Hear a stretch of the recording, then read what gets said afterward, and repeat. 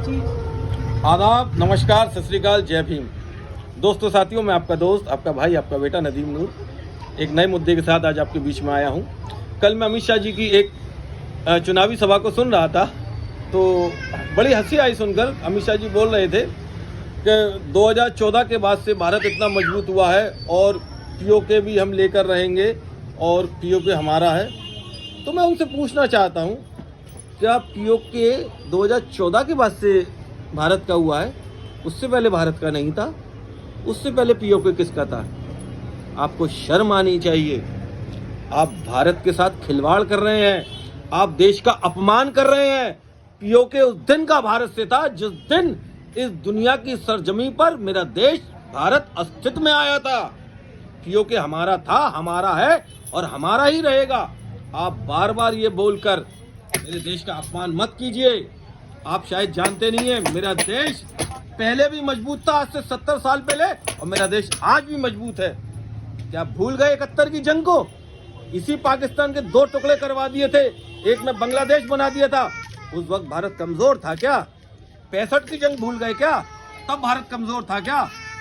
भारत ना तब कमजोर था, ना भारत आज कमजोर है। आप बार बार ये बोलकर मेरे देश का अपमान मत कीजिए, क्योंकि कोई भी हिंदुस्तानी ये अपमान बर्दाश्त नहीं करेगा जो आप बार बार लगातार कर रहे हैं और देश की जनता के साथ छल और कपट करने की कोशिश कर रहे हैं। आप जब 1971 की जंग हुई थी तो शायद आप निक्कर पहन के घूमते थे।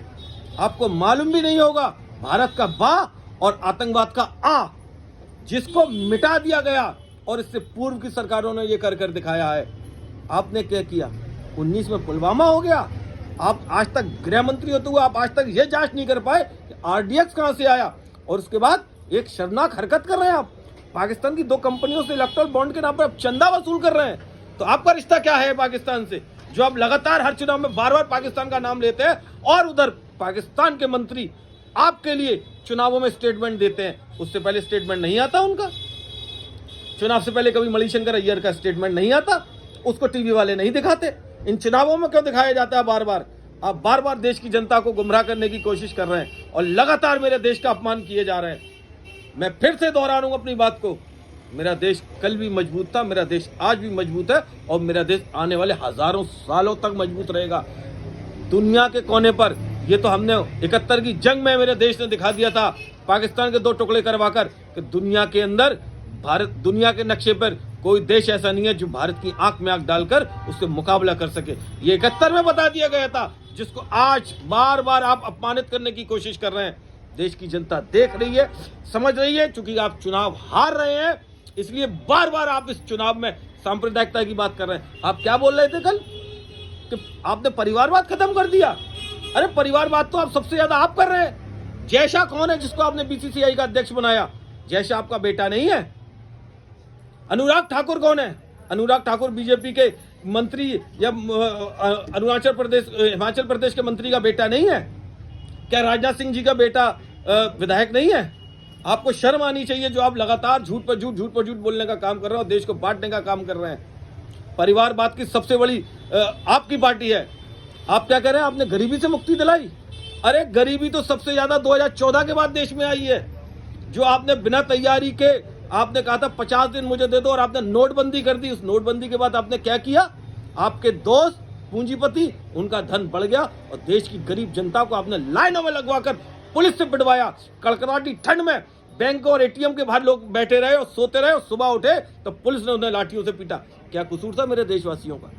यही कसूर था कि आपकी बातों पर यकीन करके, आपके जुमलों पर यकीन करके उन्होंने चुन दिया और आपको जो है देश की बागडोर दे दी। उसके बाद आपने वैट लगाकर पूरा काम धंधा चौपट कर दिया। क्या कसूर था व्यापारियों का? क्या आपको टैक्स नहीं दे रहे थे? हद तो तब हो गई, एक दिन का जनता कर्फ्यू बोलकर देश के प्रधानमंत्री नरेंद्र मोदी ने 3 महीने का बिना तैयारी के लॉकडाउन लगा दिया, जिसमें हजारों मजदूरों की जानें चली गई। हजारों मजदूर हजारों किलोमीटर पैदल चलकर अपने घर गए, कुछ पहुंचे और कुछ ने रास्ते में तपती धूप के अंदर दम तोड़ दिया। उन हत्याओं को जिम्मेदार कौन है? उन लाशों को जिम्मेदार कौन है जो गंगा में तैर रही थी, जिसको कुत्ते नोच नोच के खा रहे थे? देश इन सब चीजों का हिसाब चाहता है और अब हिसाब होकर रहेगा, और देश की जनता हिसाब कर रही है। बार बार आप इसको हिंदू, मुसलमान, मंदिर, मस्जिद और पाकिस्तान के बातों में फंसाने का काम कर रहे हैं, लेकिन जनता बड़ी समझदार हो गई है। जनता अब आपकी बातों में नहीं आने वाली। जनता ने वो दंश झेला है जो आपने जुमला कहा था ना, जिसको कि चुनावी जुमला था 15 लाख, तो ये भी आपका चुनावी जुमला है 400 पार। देश समझ रहा है कि अब जो पेट्रोल 2014 में 65 से 70 रुपए लीटर था, आपने उसको आज 100 रुपए लीटर कर दिया।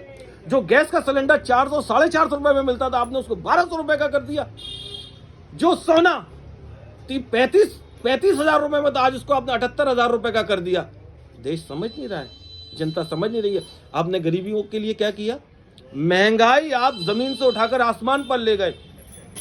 सरसों का तेल आपने 4 गुना कर दिया। आटा, दाल, चावल, दूध, दही, पनीर पर आपने टैक्स लगा दिया।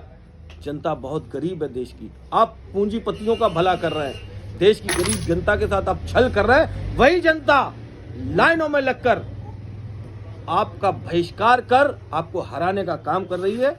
और आने वाली 4 जून को ये पता चल जाएगा कौन कितना सच्चा है और कौन कितना झूठा है। जय हिंद, जय भारत।